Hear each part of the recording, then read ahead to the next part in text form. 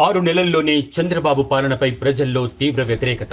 కేవలం 6 నెలల్లోనే కూటమి పాలనపై ప్రజల్లో తీవ్ర వ్యతిరేకత వచ్చిందని మాజీ ముఖ్యమంత్రి వైఎస్ జగన్మోహన్ రెడ్డి అన్నారు.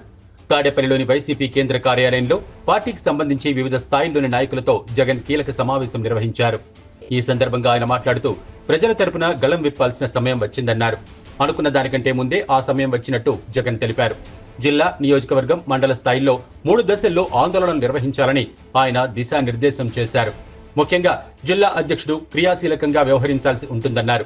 రాష్ట్రంలో సూపర్ 6, సూపర్ 7 లేవన్నారు. కూటమి ఇచ్చిన హామీలేవీ నెరవేరే పరిస్థితి లేదన్నారు.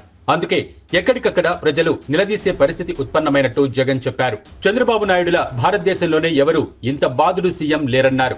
ప్రభుత్వం ఏర్పడిన 6 నెలల్లోనే ఇంత వ్యతిరేకతను ఎప్పుడూ ఎక్కడా చూడలేదని జగన్ చెప్పారు. రాష్ట్రంలో వ్యవస్థలన్నీ నీరుగారిపోయాయి, దిగజారిపోయాయని తీవ్ర విమర్శలు చేశారు. విజయసాయిరెడ్డిపై లుకౌట్ నోటీసులు. కాకినాడ సీపోర్టును బలవంతంగా లాక్కున్నారని కర్నాటి వెంకటేశ్వరరావు ఫిర్యాదు చేయడంతో సిఐడి కేసు నమోదు చేసింది. విజయసాయితో పాటు ఆయన అల్లుడు శరత్ చంద్రారెడ్డి, విక్రాంత్ రెడ్డిలపై సిఐడి అధికారులు లుకౌట్ సర్క్యులర్ జారీ చేశారు.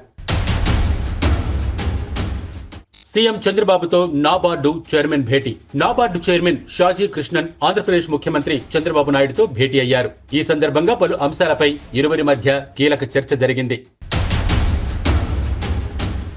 మేక్ ఇన్ ఇండియాపై పుతిన్ ప్రశంసలు. చిన్న, మధ్య తరహా కంపెనీలకు స్థిరమైన పరిస్థితులను భారత ప్రభుత్వం, అక్కడి నాయకత్వం సృష్టించిందని రష్యా ప్రెసిడెంట్ వ్లాదిమిర్ పుతిన్ అన్నారు.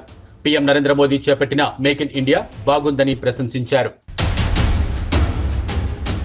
ట్రాఫిక్ అసిస్టెంట్లుగా ట్రాన్స్జెండర్లు. ట్రాఫిక్ అసిస్టెంట్లుగా 44 మంది ట్రాన్స్జెండర్లు ఎంపికయ్యారు.